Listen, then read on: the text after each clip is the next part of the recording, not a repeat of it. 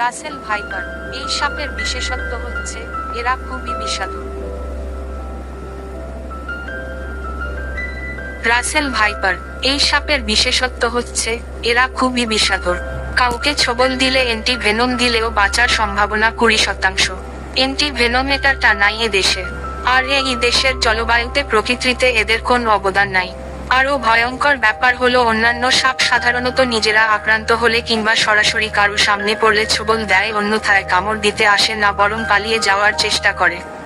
কিন্তু Russell viper দূরে থেকে মানুষ দেখলেও তেড়ে আসে আর কামড় দেওয়ার চেষ্টা করে।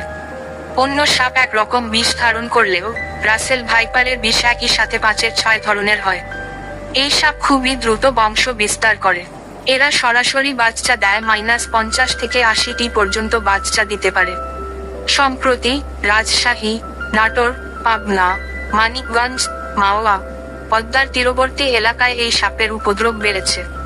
তাই সরকারিভাবে যদি এই সাপ নিধনের উদ্যোগ না নেওয়া হয় তাহলে বর্ষার মৌসুমে সারা বাংলাদেশে এই সাপ ছড়িয়ে পড়ার ব্যাপক সম্ভাবনা রয়েছে।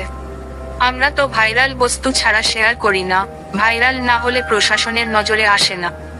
জনসাধারণের উপকার এর জন্য শেয়ার করতে পারেন।